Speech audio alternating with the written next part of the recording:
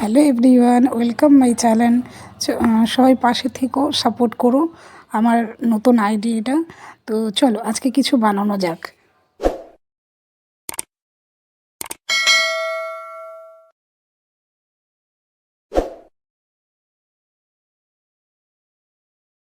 আলুটা ভেজে নিচ্ছি। তো হ্যাঁ, ভাজা কমপ্লিট আমার, লাল করে ভেজে নিয়েছি দেখো।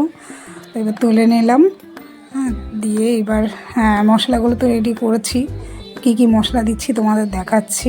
তো আলুটা আগে তুলে নিই, দিয়ে আর একটু সাদা তেল দিয়ে দিলাম।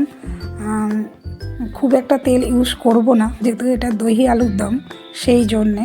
তো এবার চলো ফোড়নে কী কী দিচ্ছি দেখো। গোটা জিরে, তেজপাতা, কাঁচা লঙ্কা, শুকনো লঙ্কা ফোড়নে দিয়ে দিলাম। দিয়ে এবার বেশ করে একটু নাড়বো, মশলাটা একটু নাড়বো, নেড়ে তারপরে দিয়ে দেবো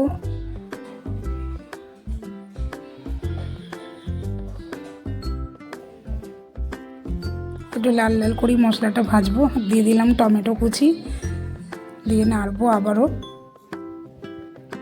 এবার আমি বাটা মশলাগুলো দেব। প্রথমে দিয়ে দিচ্ছি আদা জিরা বাটা, কাঁচা লঙ্কা। তারপরে দেব একটু কাশ্মীরি, হালকা করে কাশ্মীরি লঙ্কার গুঁড়ো, একটু ধনের গুঁড়ো, আর একটু হলুদ গুঁড়ো, নুন, মিষ্টি দিয়ে ওটা ভালো করে গুলিয়ে ওই তেলের মধ্যে ছেড়ে দেবো। দিয়ে বেশ করে কষাবো, যাতে কষাতে কষাতে তেল ছেড়ে যায়। তারপরে দিয়ে দেবো সেই আসল জিনিসটা, দই। দই দিয়ে দেবো বেশ কিছুটা।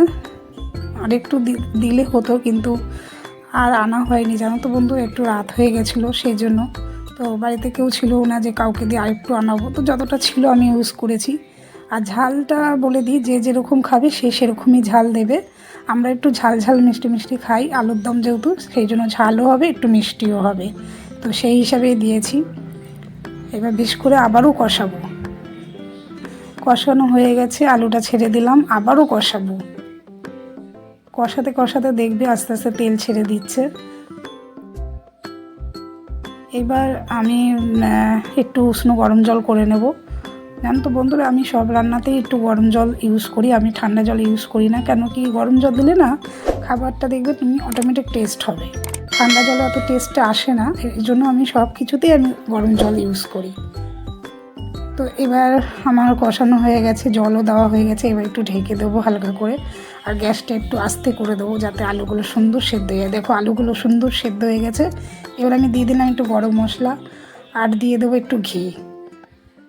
নামানোর আগে এটা আমি একটু দিয়ে দিলাম, তাতে কি টেস্টটা আরও আসবে।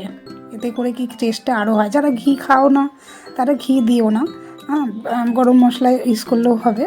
তো আমাদের বাড়িতে সবই চলে, ঘি গরম মশলাটাও চলে, সেই জন্য আমি একটু ঘিও দিয়ে দিলাম। তো দেখো বন্ধুরা, আমার পুরো দই আলুর দম রেডি। দেখো এটা আমার একদম